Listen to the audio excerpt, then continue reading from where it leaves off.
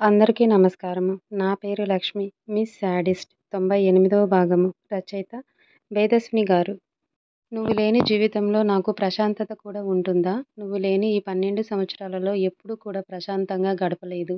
నా అమ్మ చచ్చిపోయింది అని అందరూ అంటూ ఉంటే రోజుకి కొన్ని వేల సార్లు చస్తూ బతికాను. పోనీ నువ్వు ఎక్కడ ఉన్నావో తెలిసిన తర్వాత ఎంతో సంతోషంతో వచ్చిన నాకు నీ పిచ్చితో, కోపంతో, నీ ఏడుపుతో, నీ బాధతో, నీ భయంతో నన్ను ఇంకా పిచ్చివాడిని చేశావు. కనీసం మనశ్శాంతిగా ఊపిరి కూడా తీసుకోలేకపోయాను. నీకు జరిగిన అన్యాయం తెలుసుకొని. నీ గతం గురించి తెలిసిన రోజే నా తల్లి చనిపోయిన రోజు కంటే ఎక్కువగా ఏడ్చాను. నీకు జరిగిన దానికి నన్ను నేను దోషిగా భావించుకున్నాను. ఇప్పటికీ భావిస్తున్నాను. జీవితాంతం ఆ అపరాధన భావనతో బతికేస్తాను.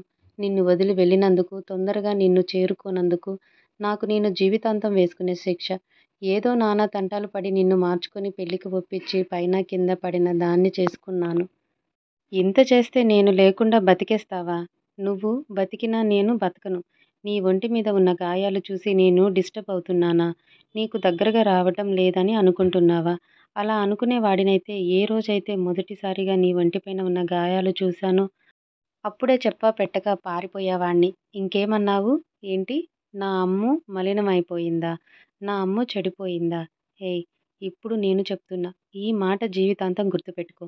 నాతో కలిసి జీవితాంతం ఉండాలనుకుంటే, నా ప్రేమ నీకు కావాలంటే, ఇంకెప్పుడు కూడా నా అమ్ము చెడిపోయింది అని, నా అమ్ము మలినమైపోయింది అని మాట్లాడితే నాలుక చీరేస్తాను. మళ్ళీ నీ నోటితో ఇంకా ఏ మాట మాట్లాడకుండా చేస్తాను. ఈ విషయం నువ్వు కలలో కూడా అనుకోకూడదు. నిన్ను నువ్వు అవమానించుకుంటే నువ్వు భరిస్తావు కావచ్చు. నా అమ్ముకి అవమానం జరిగితే నేను తట్టుకోలేను. అవమానించేది ఆఖరికి నువ్వైనా సరే. ఈ వీర ఎవరిని వదిలిపెట్టడు. నువ్వన్న మాట అది నీకు నువ్వు అవమానించుకున్నట్టు లేదు. నా ప్రాణాన్ని, నా భార్యని, నా అమ్ముని అవమానిస్తున్నట్లుగా ఉంది. ఈ వీర తనని అవమానిస్తే సహిస్తాడు కావచ్చు. తన అమ్ముని అవమానించేలా మాట్లాడితే చంపేస్తాడు. నేను నిన్ను ముందుగా నా తల్లిలా భావిస్తున్నాను. ఆ తర్వాతే నీ మీద ప్రేమైనా, ఇష్టమైన, కోరికైనా, మోహమైన, భార్యవైనా. నా తల్లిని అవమానిస్తే చూస్తూ ఊరుకుంటాను అనుకుంటున్నావా ఏంటి? ఇలా భార్య గురించి మాట్లాడితే ఏ భర్త కూడా సహించడు. ఇంకా ఏమన్నావు? మా అమ్మ మన ప్రేమకి గుర్తుగా ఈ భూమి మీదకి రావాలని నా కలని నీకు చెప్పాను. ఆ కల కలగానే ఉండిపోకూడదు. దానికి నువ్వు అడ్డురాను అని అంటున్నావు. నీకు క్లియర్‌గా చెప్పాను అమ్ము. మా అమ్మ నా బిడ్డగా ఈ లోకంలోకి రావాలంటే అది నీ ద్వారా మాత్రమే అని. మరి నువ్వు ఎలా అనుకుంటున్నావు? నా కలని ఇంకొకరితోనో తీర్చుకుంటానని, ఇంకెవరినో నా అమ్ముని తాకినట్లుగా తాకుతానని, ఎవరితోనో పిల్లల్ని కంటానని, అసలు నీకు నోరెలా వచ్చింది ఇవన్నీ మాట్లాడటానికి? నీ ఒంటిపైన ఉన్న గాయాలకి, నీ మనసుకు తగిలిన గాయాలకు ప్రేమతో నీకు దగ్గరయ్యి మందును కావాలనుకున్నాను. ఆ గాయాలు నీ గతాన్ని గుర్తు చేస్తూ ఉంటే వాటిపైన నా ప్రేమతో చెరగని ముద్ర వేయాలనుకున్నాను. నా అమ్ము నా గురించి ఇలా మాట్లాడుతుందని కలలో కూడా అనుకోలేదు అని వీర్ బ్రేక్ డౌన్ అవుతాడు. మనస్విని వీర మాట్లాడిన ఒక్కొక్క మాటలకి మాటరాని బొమ్మలా నిలబడిపోతుంది. కనీసం తన చీర కొంగును సరిచేసుకునే ప్రయత్నం కూడా చేయలేదు. వీర్ మనస్విని అలా చూస్తూ నిన్ను ఇలా చూస్తూ ఉంటే ఎలా అనిపిస్తుందో తెలుసా అమ్ము? పిచ్చివాడిని అయిపోతున్నాను.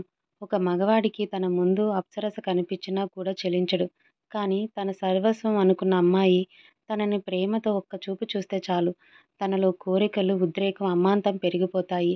ఇక తన ప్రేమే తన భార్య రూపంలో ఇలా కనిపిస్తే తన కోరికలను కంట్రోల్ చేసుకోవటం ఎంత కష్టమో నీకు తెలుసా? అయినా కంట్రోల్ చేసుకుంటున్నానంటే దానికి కారణం ఉంటుంది అని నీకు అర్థం కావటం లేదా? అని తన ఆవేశాన్నంతా వెళ్ళగక్కుతూ కోపంగా బాల్కనీలోకి వెళ్ళి నిలబడి తన మనసులో చెలరేగుతున్న అలజడులను కంట్రోల్ చేసుకుంటూ ఉంటాడు ఫిరాన్స్ చక్రవర్తి.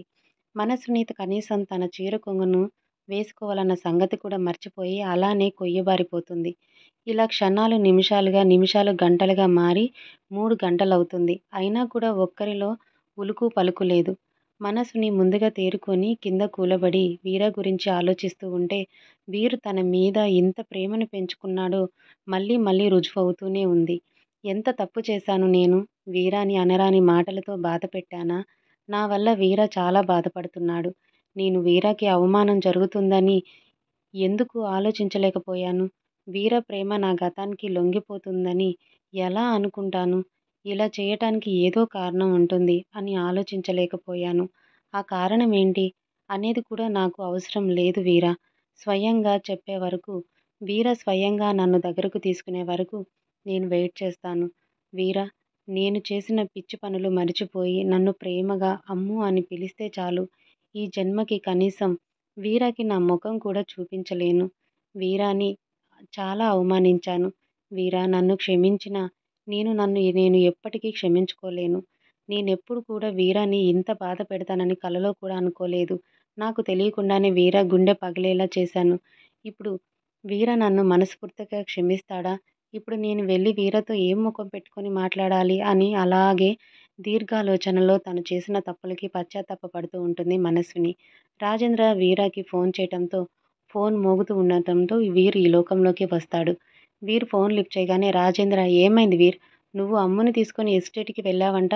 అక్కడ సెక్యూరిటీ గార్డ్స్ నాకు ఫోన్ చేశారు. Anything serious? అని అడుగుతాడు. వీర్ కూడా కాస్త కంట్రోల్ అయ్యి, నథింగ్ డాడ్. ఎస్టేట్‌కి రావాలనిపించింది. అందుకే అమ్ముని తీసుకొనొచ్చేశాను. మీరు లండన్‌కి వెళ్తున్నాను అన్నారు కదా! బయలుదేరుతున్నారా?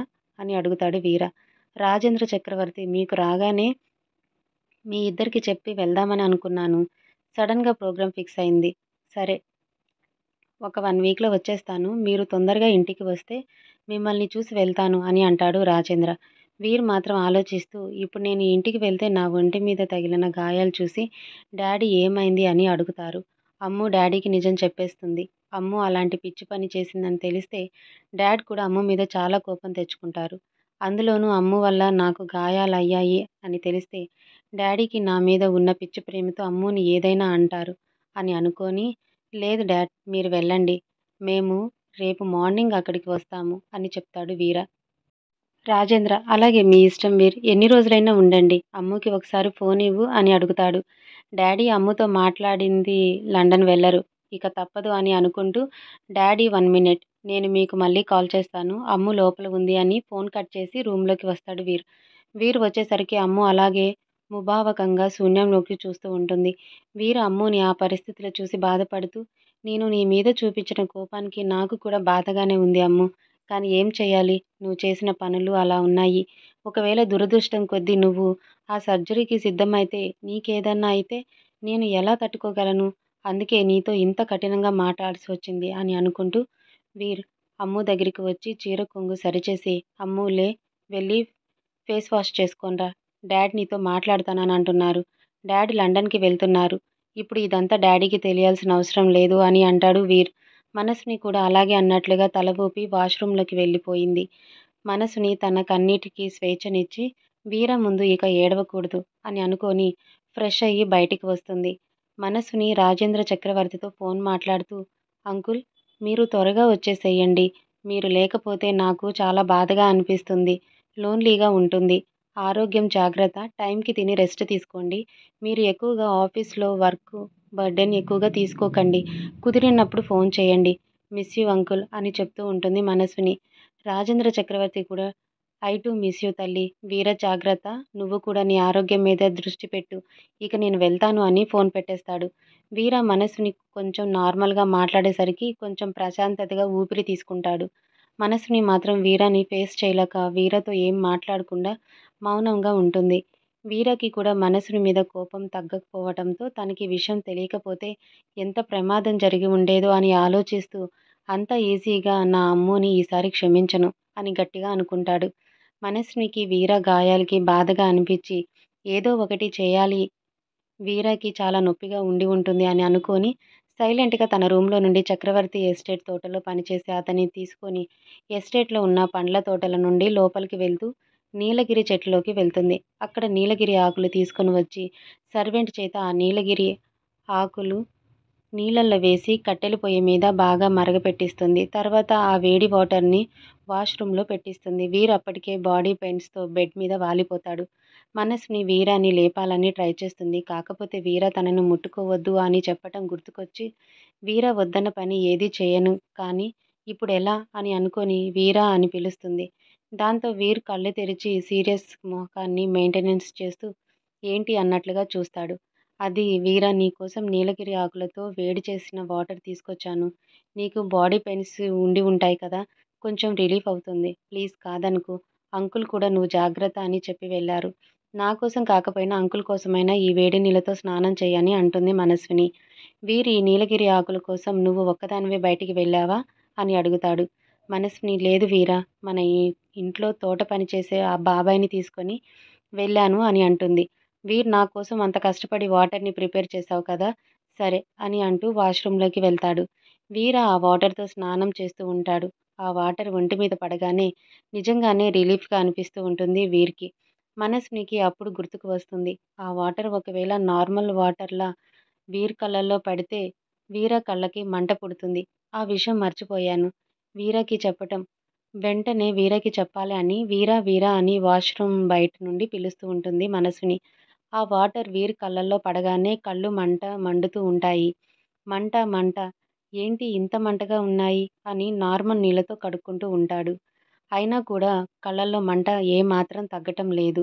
వెంటనే వీర్ తన కళ్ళని రఫ్ చేసుకుంటూ టవల్ కట్టుకొని వాష్రూమ్ నుండి బయటికి వచ్చేస్తాడు. మనస్ని ఏంటి వీరా, వాటర్ కళ్ళల్లో పడ్డాయా, నేను అదే విషయం నీకు నీకు చెప్పాలని వచ్చాను అని కంగారు పడుతూ ఇలా కూర్చో, నేను ఒకసారి నీ కళ్ళను చూస్తాను అని అంటుంది. వీర్ బెడ్ మీద కూర్చుంటాడు. కళ్ళు చాలా మంటగా ఉన్నాయమ్ము అని అంటూ ఉంటాడు వీర్. మనస్ని దగ్గరకు వెళ్ళి వీర్ కళ్ళు మంట తగ్గించాలని అనుకుంటుంది. అప్పుడే వీర తనని ముట్టుకోవద్దు అని చెప్పటం గుర్తుకు వచ్చి, వీరా నువ్వేమో అనుకునుంటే ఒకసారి నేను నీ కళ్ళను చూడొచ్చా అని అడుగుతుంది. వీర్ మంటతో బాధపడుతూ నాకు ఇక్కడ కళ్ళు మండిపోతూ ఉంటే ఇంకా నా కళ్ళు చూడొచ్చా అని అంటున్నావు, తొందరగా చూడు అని అంటూ ఉంటాడు. మనస్విని అలాగే వీరా, కొంచెం మంటగా ఉంటుంది ఓర్చుకో అని అంటూ వీరాకి దగ్గరగా వచ్చి కళ్ళను కొంచెం మెల్లమెల్లగా తెరువు వీరా అని అంటూ వీర్ కళ్ళల్లోకి చూస్తూ ఉంటుంది.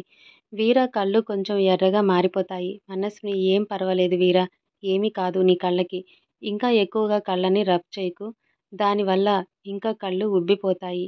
ఒకసారి కళ్ళు మూసుకో అంటూ తన చీర కొంగుని తీసుకొని తన నోట్లో పెట్టుకొని గట్టిగా గాలి ఊది ఆ వేడితనానికి వీర కళ్ళల్లోకి తగిలిస్తూ ఉంటుంది. అలా మనస్విని ఊపిరి వీర కళ్ళకి గోరువెచ్చగా తగులుతూ ఉంటే కొంచెం కొంచెం కళ్ళల్లోని మంట తగ్గుతూ ఉంటుంది వీరికి. మనస్విని చిల్ల పిల్లాడిలా చేస్తావు వీరా, ఈ మాత్రం దానికి కళ్ళు అంత రఫ్ చేశావు. అలా సెన్సిటివ్ ప్లేస్లలో రఫ్ చేస్తే మంట తగ్గకపోగా కళ్ళు ఇంకా రెడ్గా అవుతాయి, ఉబ్బిపోతాయి. ఆ మాత్రం తెలీదా వీరా అని చిన్నగా కసురుతూ అలాగే వీర కళ్ళల్లోకి వెచ్చదనాన్ని అందిస్తూ ఉంటుంది.